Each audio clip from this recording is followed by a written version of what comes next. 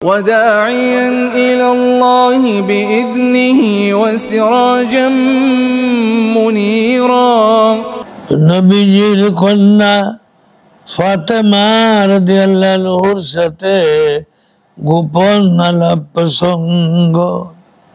বুখারী শরীফ দ্বিতীয় খণ্ড 512 নম্বর পৃষ্ঠায় 3694 নম্বর হাদিস। হযরত উম্মুল মুমিনিন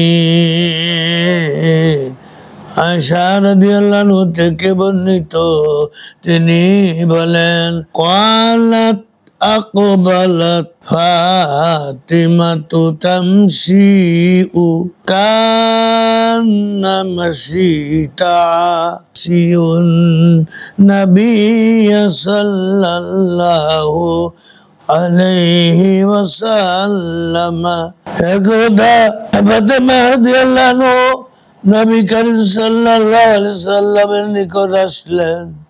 হযরত ফাতেমা রাদিয়াল্লাহু আনহা চাল চলন হুবহু নবী করিম সাল্লাল্লাহু আলাইহি সাল্লামের চাল চলনের ন্যায় ছিল। হযরত ফাতেমা নিকটে আসলে নবীজি তাকে মারহাবা বললেন এবং শয্যা পার্শ্বে বসাইয়ে চুপি চুপি কিছু বললেন। হযরত ফাতেমা রাদিয়াল্লাহু আনহা ফুফায়ে কেঁদে উঠলেন।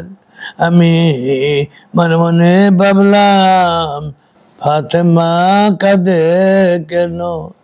অতঃপর নবী করিম সাল্লাল্লাহু আলাইহি সাল্লাম চুপি চুপি তাকে কিছু বললেন। তাতে হযরত ফাতেমা হেসে উঠলেন, আল্লাহু আকবার।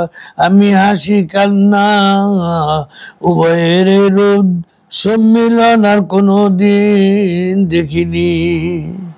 আমি হযরত ফাতেমা রাদিয়াল্লাহু আনহাকে জিজ্ঞাসা করলাম, নবী করিম সাল্লাল্লাহু আলাইহি সাল্লাম কি বলেছেন?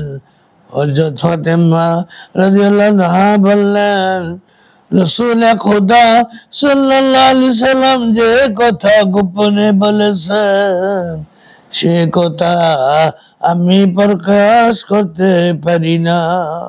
তারপর প্রিয় নবীজি জগৎ ত্যাগ করে চলে যাওয়ার পর হযরত ফাতেমা রাদিয়াল্লাহু আনহাকে ওই কথা জিজ্ঞেস করেছিলাম। হযরত ফাতেমা রাদিয়াল্লাহু আনহা বললেন, প্রথমবারে নবী করিম সাল্লাল্লাহু আলাইহি সাল্লাম বলেছে যে প্রতি বছর জিবরাইল আলাইহিস সালাম আমার সঙ্গে একবার কোরআন শরীফ দাওর করেন। এই বছর ফাতেমা গো, এই বছর 2 বার দাওর করেছেন। মনে হয় আমার অন্তিম কাল ঘনিয়ে এসেছে এবং আমার পরিবার বর্গের মধ্যে তুমি সর্বাগ্রে আমার সঙ্গে মিলিত হবে। হযরত ফাতেমা রাদিয়াল্লাহু আনহা বললেন, নবী করিম তো নিকটবর্তী, ইহা শুনে আমি কেঁদেছি। তখন প্রিয় নবী করিম সাল্লাল্লাহু আলাইহি সাল্লাম আমাকে বলেছিলেন, তুমি কি এতে সন্তুষ্ট নও যে তুমি বেহেশতবাসী মেয়েদের সর্দার হবে?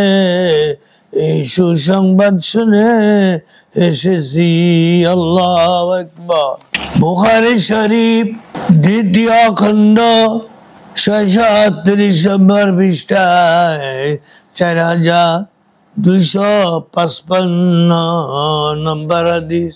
হযরত উম্মুল মুমিনিন আয়েশা রাদিয়াল্লাহু আনহা থেকে বর্ণিত, তিনি বলেন, قالت النبي صلى الله عليه وسلم فاطمة رضي الله عنها في شقواه الذي قبض فيه والدب সজ্জায় প্রিয় নবী মুহাম্মদুর রাসূলুল্লাহ সাল্লাল্লাহু আলাইহি সাল্লাম স্বীয় কন্যা হযরত ফাতেমাকে ডেকে আনলেন এবং তাকে চুপি চুপি কিছু বললেন।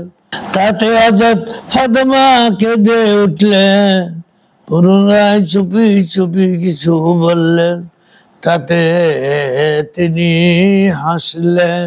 আমরা হযরত ফাতেমাকে ঘটনা সম্পর্কে জিজ্ঞেস করলে তিনি বললেন যে প্রথমবারে নবী করিম সাল্লাল্লাহু আলাইহি সাল্লাম বলেন তিনি এই রোগী জগৎ ত্যাগ করবেন, তাই আমি তখন কেঁদেছিলাম। আর দ্বিতীয়বারে বলেন তুমি আমার পরিজনের মধ্যে হতে সর্বাগ্রে আমার সঙ্গে মিলিত হবে, এই সংবাদে আমি হেসেছিলাম।